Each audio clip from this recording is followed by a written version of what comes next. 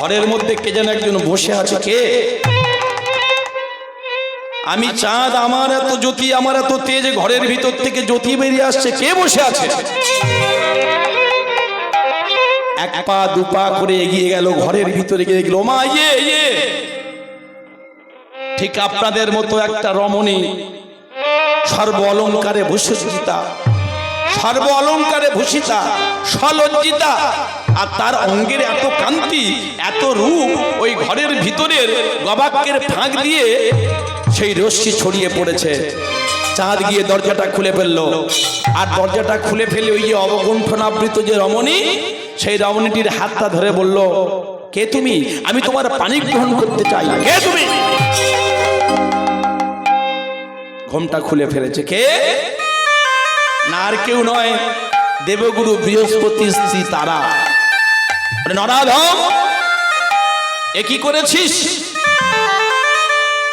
আমি তোর গুরু পত্নী মাতৃ সম, তুই আমার অঙ্গ স্পর্শ করেছিস। ততক্ষণে এসে গেছেন বহির্দ্বারে দেবগুরু বৃহস্পতি চাঁদ। আমি দেবতাদের গুরু বৃহস্পতি, গুরু মাকে এমন করে তুমি অপমান করলে, গুরু মাকে তুমি কলঙ্কিত করলে, যজ্ঞ সূত্র স্পর্শ করে আমি তোমায় দিল অভিশাপ। আজ থেকে জগতের মুখে তুমি হবে কলঙ্কিত চন্দ্র, কলঙ্কিত চন্দ্র, কলঙ্কিত চন্দ্র।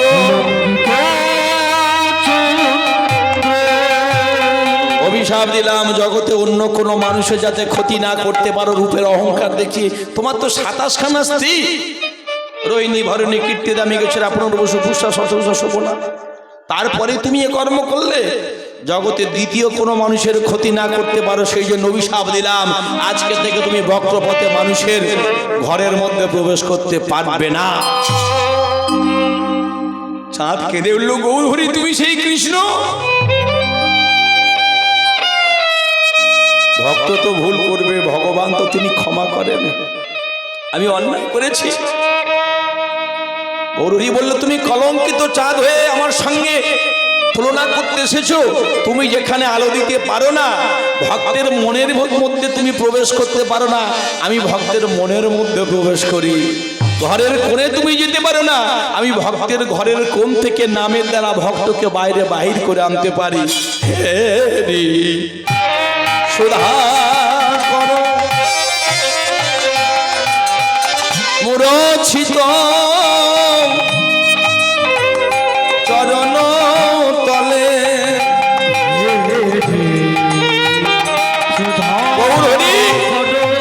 আমি অন্যায় করেছি।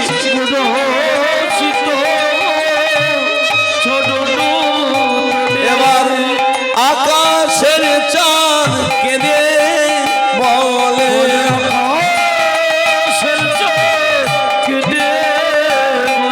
এবারে আকাশের চাঁদ কেঁদে বলে,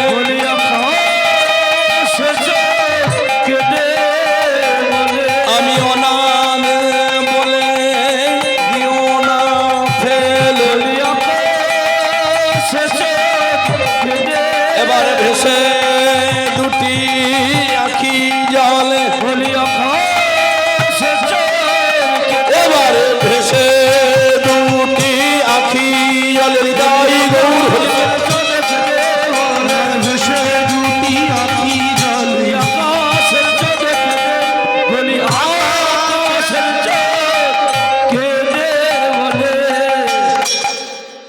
আকাশের চাঁদ বললো, এত বড় অপমান তুমি আমায় করলে, আমি সুইসাইড করব। আকাশের চাঁদ উপরে উঠে গেল আস্তে আস্তে। মায়েরা কি হলো বলুন তো? তারপরে রূপের পদ না আস্বাদন করে রাস শুনলে কিন্তু অপরাধ আছে। আমি বলছি না, স্বামী বিবেকানন্দ টিকার মধ্যে বলেছেন,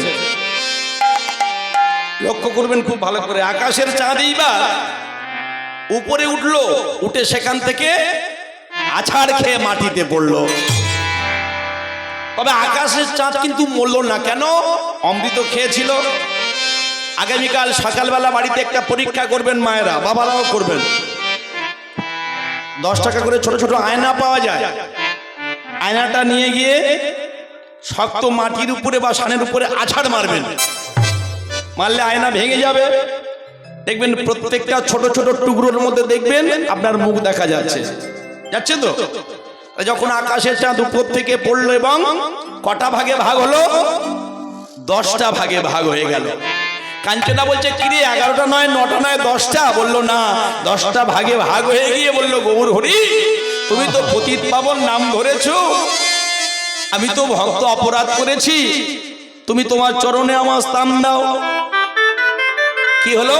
পরীক্ষস নখ 10 রূপ ধরি, 10 রূপ ধরে চাঁদ 10টা টুকরো হয়ে গিয়ে গৌর হরির ওই চরণের 10খানা নখের মধ্যে স্থান পেল। নিদাই গৌর হরি হরি বল। আরেকজনের সঙ্গে তুলনা হলো, সুবর্ণ কুবরণ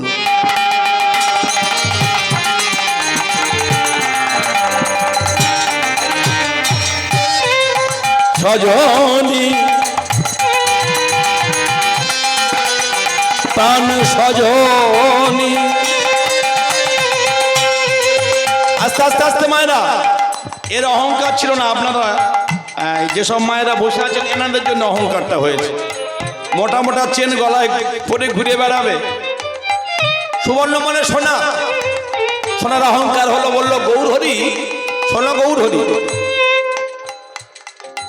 সোনার সঙ্গে তুলনা চলে। বিষ্ণুপ্রিয়া বলছে কাঞ্চনা শোন, কি করে তুলনা তুলবি, কি করে তুলনা হবে? সোনার মধ্যে খাদ রয়েছে। যখন সুবর্ণ এলো, সুবর্ণ বরণ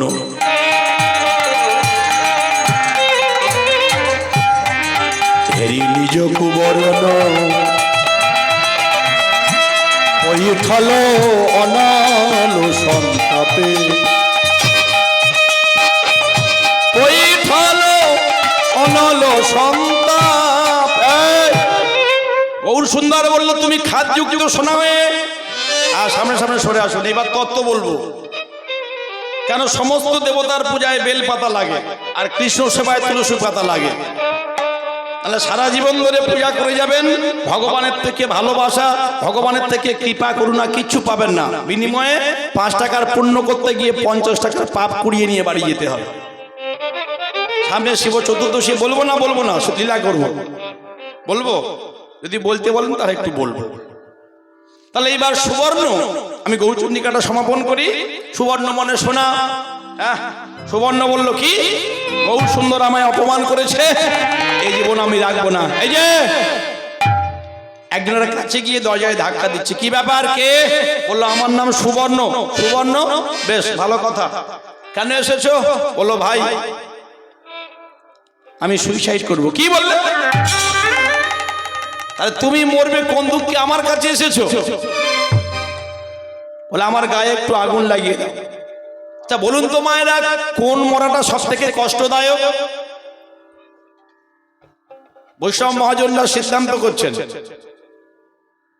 খবরদার ভুল করেও যেন এই কৃষ্ণ বলা দেহটা শেষ করবেন না। আখ খেয়েছেন, আখ। আবার দেখবেন এই সংসারটা হচ্ছে আমাদের আখের মতো, একটা করে গাঁট একটা করে পাও, একটা করে গাঁট একটা করে পাও। যে আখ যত বেশি গাঁট, যত বেশি মোটা, তার আস্বাদনটা তত বেশি মিষ্টি। জীবনে দুঃখ আসবে, রাতের পরে অন্ধকার, অন্ধকারের পরে আলোটা জীবনের বাস্তব। কিন্তু যখন দুঃখ আসবে, দুঃখটাকে ওই আখের গাঁঠের মতো থুতিয়ে ফেলে দিন। অন্ধকার যখন আছে, আলো আসবে, অবশ্যই আসবে। আরে বাবা, কর্মটা সঠিক করুন না। কর্ম তোমার সঠিক হলে ভাগ্য তোমার দাসী, ভাগ্যের আশায় বসে থাকতে হবে না। যদি সৎ কর্ম করতে পারো, কর্ম তোমার সঠিক হলে ভাগ্য তোমার দাসী। হৃদয় তোমার স্বচ্ছ হলে তোমার ভিতরেই মথুরা, বৃন্দাবন, গয়া, প্রয়াগ আর কাশী। হরিবল। ওই ঠেলাঠেলি করে আর কুম্ভের মেলায় যেতে হবে না।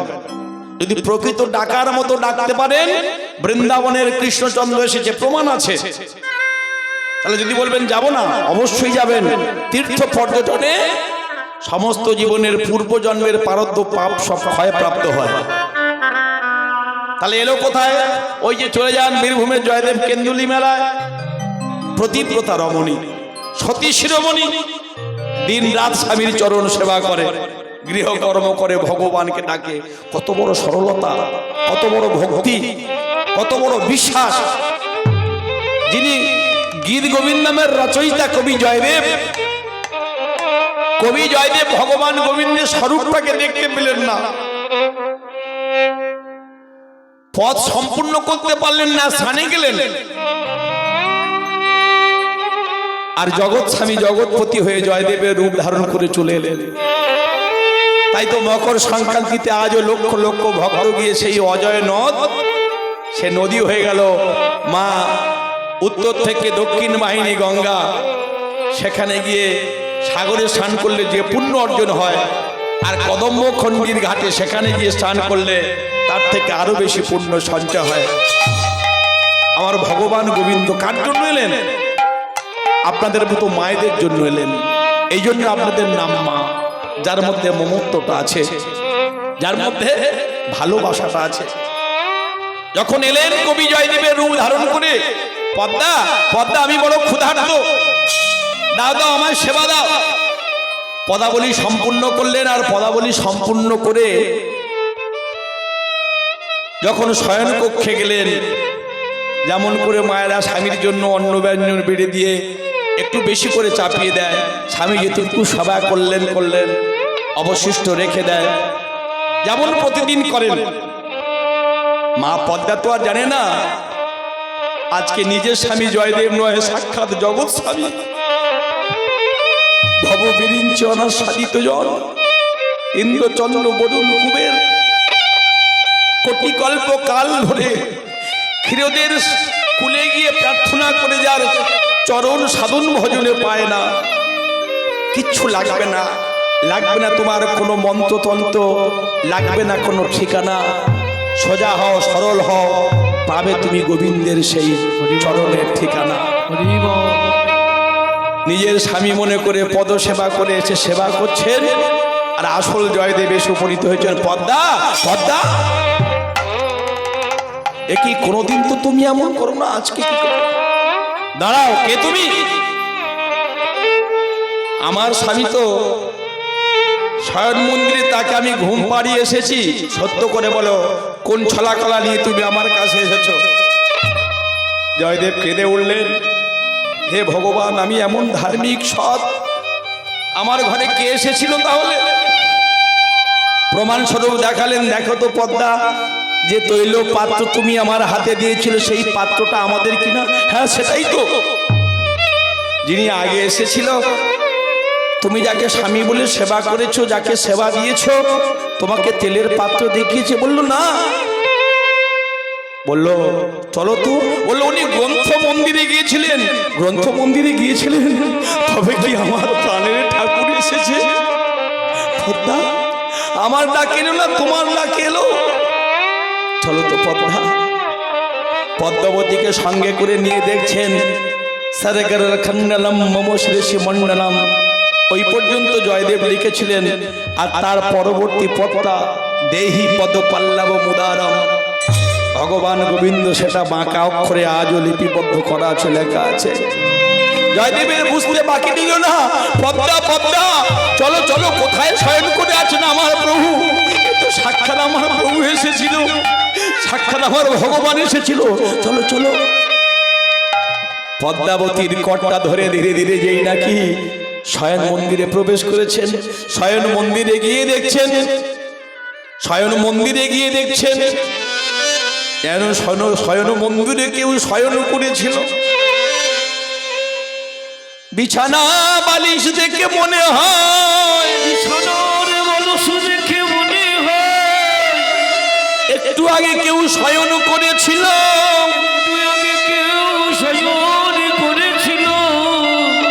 অগুরু চন্দনের গন্ধ আমার গোবিন্দের অঙ্গের সেই অষ্টপদ্মের গন্ধে আমোদিত আকাশ বাতাস, পদ্ম ফুলের পাপড়িগুলো বিছানার উপরে ছড়িয়ে আছে। জয়দেবের বুঝতে আর বাকি রইল না, পদ্মাবতীর কর দুটো জড়িয়ে ধরে বলে, পদ্মা এতদিন তুমি প্রতিরূপে আমার চরণ সেবা করেছিলে, আজ তুমি যার চরণ সেবা করেছো, আজ তুমি যার চরণ সেবা করেছো, সে তো আমার প্রতি, তোমার প্রতি, জগতের প্রতি, সে যে জগতের প্রতি সাক্ষাৎ গোবিন্দের অঙ্গ পরশ তুমি পেয়েছো, গোবিন্দের চরণ সেবা করার সুযোগ তুমি পেয়েছো, তুমি পেয়েছো। এতদিনে তুমি আমার প্রসাদে পেতে আজ সাক্ষাৎ জগৎপতি গোবিন্দের প্রসাদে তুমি পেয়েছো। ওগো পদ্মা, এই জগৎপতির প্রসাদে তুমি পেয়েছো, জগৎপতির সেবা তুমি পেয়েছো, কৃপা করে ওই মহাপ্রসাদ তুমি আমায় দাও। তুমি আর বিলম্ব করো না। ওগো পদ্মা, বলে তুমি মনো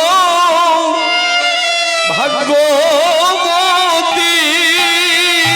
তুমি বড় ভাগ্যবতী, তুমি মনো ভাগ্যবতী, তুমি বড় ভাগ্যবতী,